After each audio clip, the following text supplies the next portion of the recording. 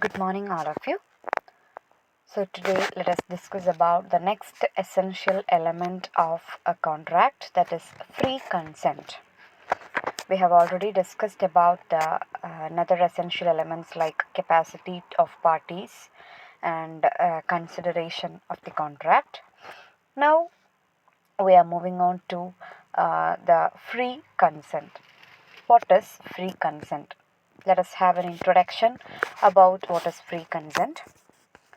Section 13 of the Contract Act defines consent as two or more persons are said to consent when they agree upon the same thing in the same sense. So, according to Section 13, consent means when two or more persons agree upon the same thing in the same sense.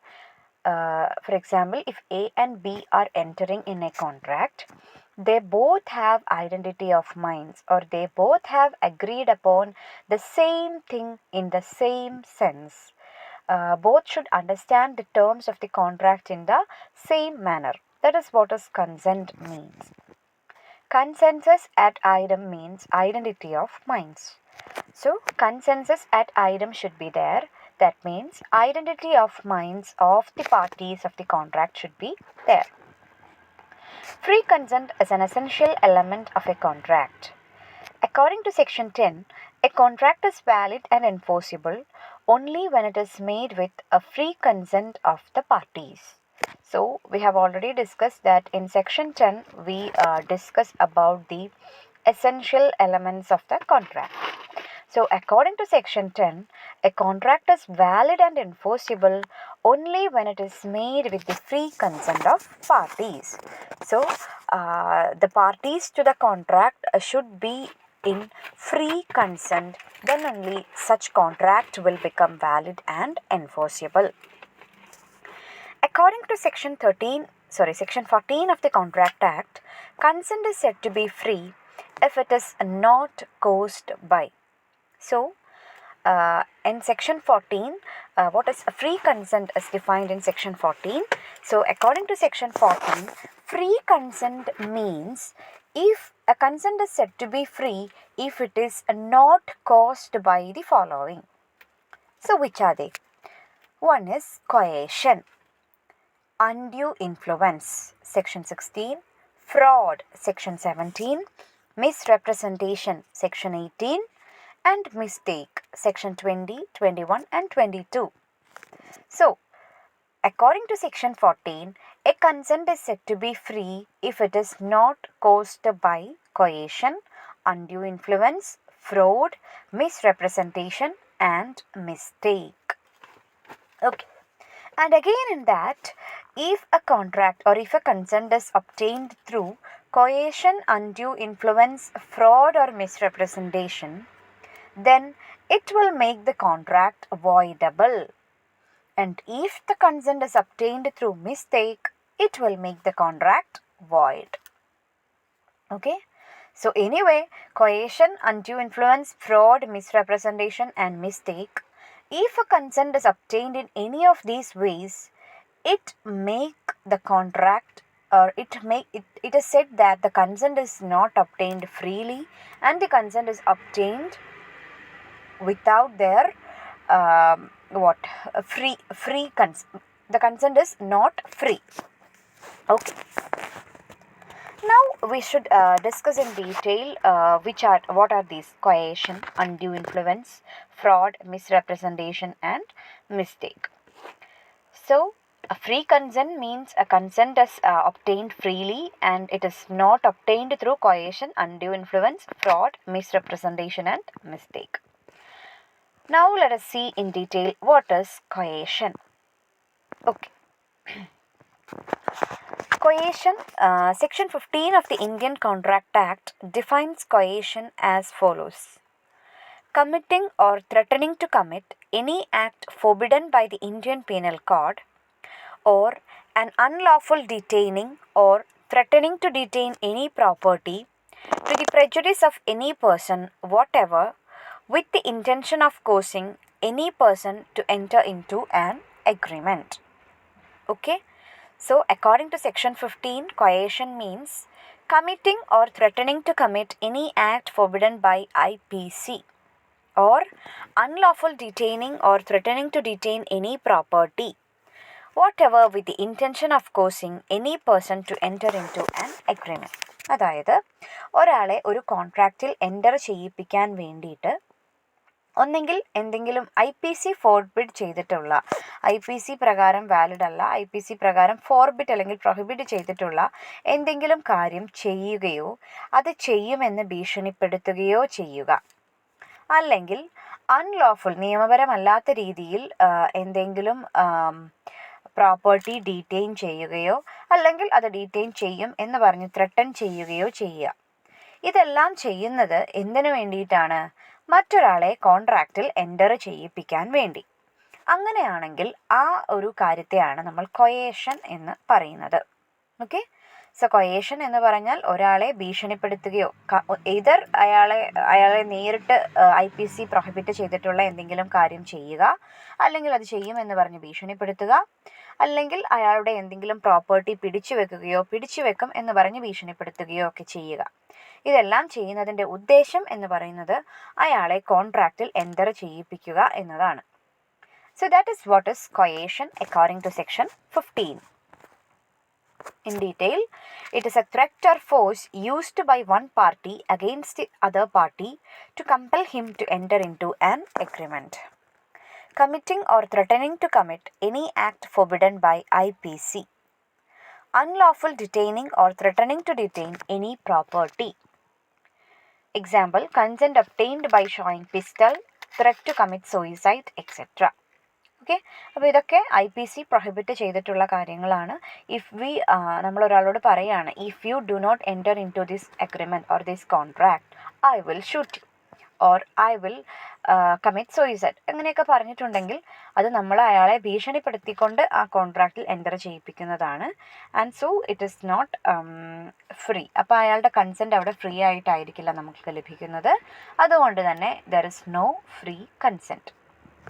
Okay, an act becomes coercion if threat is clearly uttered, threat is to commit an act forbidden by IPC, threat is made with an intention of making the other party to enter into agreement.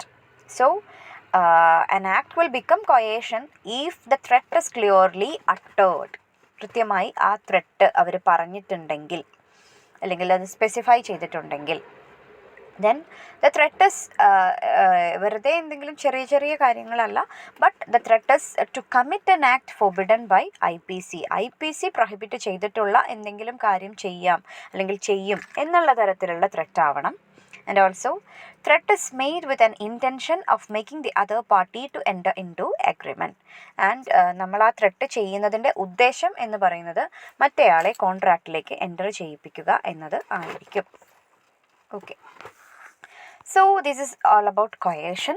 Now next we have to see what are the essentials of coercion.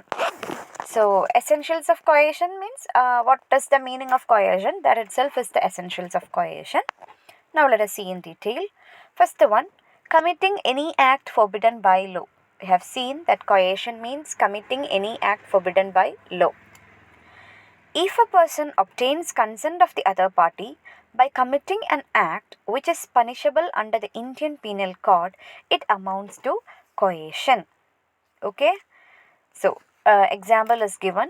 If A beats B and make him injured to make him enter into contract. So that is what is committing any act. Law prohibit ചെയ്തിട്ടുള്ള എന്തെങ്കിലും കാര്യം ചെയ്യുക, അയാളെ injured ആക്കുക, എന്നിട്ട് അയാളെ കോൺട്രാക്റ്റിലേക്ക് enter ചെയ്യിപ്പിക്കുക.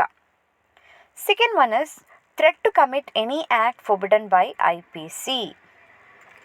If a person attempts to commit an act which is punishable under Indian Penal Code in order to induce the other party to enter into an agreement. So, first one means committing any act and second one means threat to commit any act. That means A tell to B, if you don't enter into this agreement, I will shoot you. Okay, so he have not already committed the act, but he have threatened that he will commit that act. So that is what is threat to commit any act forbidden by IPC. IPC prohibit ചെയ്തിട്ടുള്ള എന്തെങ്കിലും കാര്യം ചെയ്തു കളയും എന്ന് ഭീഷണിപ്പെടുത്തിക്കൊണ്ട് മറ്റേയാളെ കോൺട്രാക്റ്റിലേക്ക് enter ചെയ്യിപ്പിക്കുക. Third one is unlawful detention or threat to detain any property. If a person obtains the consent of another person by detaining the property of the latter, it is coercion. Okay, അപ്പം unlawful ആയിട്ട് ഒരാൾ മറ്റൊരാളുടെ property അല്ലെങ്കിൽ അയാളുടെ കയ്യിലുള്ള അയാളുടെ അവകാശപ്പെട്ട സാധനങ്ങൾ എന്തെങ്കിലും പിടിച്ചെടുക്കുകയോ ഒക്കെ ചെയ്യുക, അല്ലെങ്കിൽ അത് പിടിച്ചെടുക്കും എന്ന് പറഞ്ഞ് ഭീഷണിപ്പെടുത്തുക. അപ്പം അതിൻ്റെ ബെസ്റ്റ് എക്സാമ്പിൾ എന്ന് പറഞ്ഞാൽ ഇപ്പോൾ നമ്മൾ ഒരു ഏജൻറ്റ് ആൻഡ് പ്രിൻസിപ്പൽ റിലേഷൻഷിപ്പ് നമുക്കറിയാം. അതായത് പ്രിൻസിപ്പൽ അയാൾക്ക് ചെയ്യേണ്ട പല കാര്യങ്ങളും ഏജൻറ്റിനെ അസൈൻ ചെയ്യുക, അതിനെയാണ് പ്രിൻസിപ്പൽ ഏജൻറ്റ് റിലേഷൻഷിപ്പ് വരുന്നത്. അപ്പോൾ അങ്ങനെ വരുമ്പം ഏജൻറ്റിന് കുറേയൊക്കെ പ്രിൻസിപ്പലിൻ്റെ കാര്യങ്ങളും പ്രിൻസിപ്പലിൻ്റെ ബുക്സ് ഓഫ് അക്കൗണ്ട്സ് ഒക്കെ അവർക്കറിയാം. അപ്പം എന്തെങ്കിലും ഒരു ഇഷ്യൂ അല്ലെങ്കിൽ ഏജൻറ്റിൻ്റെ എന്തെങ്കിലും കാര്യങ്ങൾ തിരിച്ചടയ്ക്കേണ്ടതോ അങ്ങനെ എന്തെങ്കിലും അയാൾക്ക് കുറച്ച് എന്തെങ്കിലും ലയബിലിറ്റീസ് വല്ലതും ഉണ്ടായിരുന്നെങ്കിൽ അത് പേ ചെയ്യേണ്ട എന്തെങ്കിലും സിറ്റുവേഷൻ വന്നെന്ന് കരുതുക. ആ സമയത്ത് ഏജൻറ്റ് പ്രിൻസിപ്പലോട് പറയുകയാണ് നോ. അപ്പം ഏജൻറ്റിൻ്റെ കയ്യിൽ പ്രിൻസിപ്പലിൻ്റെ കുറച്ച് എന്തെങ്കിലും ഡോക്യുമെൻറ്റ്സോ അല്ലെങ്കിൽ ആ സ്ഥാപനത്തിൻ്റെ എന്തെങ്കിലും ഡോക്യുമെൻറ്റ്സോ ഒക്കെ കയ്യിലുണ്ടെന്ന് വിചാരിക്കുക. അപ്പോൾ ഏജൻറ്റ് പ്രിൻസിപ്പലോട് ഭീഷണിപ്പെടുത്തുകയാണ്, എന്നെ എൻ്റെ ലയബിലിറ്റീസിൽ നിന്നൊക്കെ ഫ്രീ ചെയ്താലേ ഞാൻ ഈ സാധനങ്ങളൊക്കെ തരുള്ളൂ എന്ന് പറഞ്ഞ് ഡീറ്റെയിൻ ചെയ്ത് വെക്കുക. അപ്പോൾ അതൊരു തരത്തിൽ അയാളെ ഭീഷണിപ്പെടുത്തുന്നതാണ്. അപ്പം അതൊക്കെ ഒരു കൊയേഷൻ വിഭാഗത്തിൽ വരുന്ന കാര്യങ്ങളാണ്. സോ അൺലോഫുൾ ഡിറ്റൻഷൻ എന്ന് പറഞ്ഞാൽ പിടിച്ചു വെക്കുക, detention or threat to detain any property. Okay, next one is intention is to make other party to enter into contract. അപ്പം നമ്മൾ ഈ IPC പ്രൊഹിബിറ്റ് ചെയ്തിട്ടുള്ള ഈ കാര്യങ്ങൾ ഏതെങ്കിലും ഒന്നെങ്കിൽ കമ്മിറ്റിംഗ് ആൻ ആക്ട് അല്ലെങ്കിൽ threat to commit an act, ഇതെല്ലാം ചെയ്യുന്നത് അതിൻ്റെ ഇൻറ്റൻഷൻ എന്ന് പറയുന്നത് മറ്റേയാളെ കോൺട്രാക്റ്റിലേക്ക് എൻ്റർ ചെയ്യിപ്പിക്കുക എന്നത് ആയിരിക്കും. Okay, so when someone threatens another, it must be done with the intention of making the other party to consent or enter into contract. If coercion is done without any intention of obtaining the consent of the other party, it is not coercion. അപ്പം മറ്റൊരാളെ അഗ്രിമെൻറ്റിൽ enter ചെയ്യിപ്പിക്കുക എന്ന ഉദ്ദേശത്തോടെ അല്ല നമ്മൾ injured ആക്കുന്നതോ അല്ലെങ്കിൽ threaten ചെയ്യുന്നതോ detain ചെയ്യുന്നതോ എങ്കിൽ അത് കൊയേഷൻ വിഭാഗത്തിൽ പെടില്ല. So the intention of us is to make the other party to enter into the agreement. Okay. Next is coercion can be applied even by a stranger. Okay. If A and B are the parties to a contract, even a third party C can make the coercion അല്ലെങ്കിൽ do the coercion. എയും ബിയും തമ്മിലായിരിക്കാം agreement, പക്ഷേ C എന്ന് പറഞ്ഞ ഒരാൾ, മൂന്നാമത്തെ ഒരാൾ വന്നിട്ട് ബിയെ ത്രെട്ടൺ ചെയ്യോ അങ്ങനെ എന്തെങ്കിലുമൊക്കെ ചെയ്തുകൊണ്ട് അയാളെ വേണമെങ്കിൽ കൊയേഷനിലേക്ക് എൻ്റർ ചെയ്യിപ്പിക്കാൻ സാധിക്കും. Okay, so these are the essentials of coercion. Essentials of coercion means what is the meaning of coercion, or what all are the things we can include in coercion. Next is the effect of coercion. Effect of coercion means if a contract is made through coercion, what are its after effects?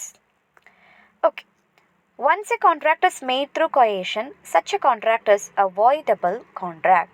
We have already discussed, if a contract is entered through coercion, that means there is no free consent. So at that time it makes the contract voidable. Voidable means who is the affected party, he can enforce the contract. Okay, if the aggrieved party doesn't avoid the contract, then the contract remains valid. Okay, if the affected party or the aggrieved party doesn't cancel or avoid the contract, then the contract will remain valid. So it is up to the affected party that what he have to do with such a contract. If he cancel or he have the right to cancel the contract or make enforce the contract. If he doesn't do that, then it means that the contract, he have no problem with the contract and the contract remains valid. Okay, so once again we have discussed what is free consent. Free consent means while entering into a contract, the consent of both of the parties to the contract should be free. freely obtained. So, which are the cases where the consent is not obtained freely are: one is coercion, undue influence, fraud, misrepresentation, and mistake. In that, first section is section 15, that is coercion.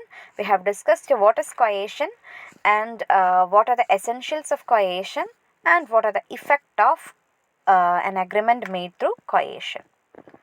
Okay, thank you.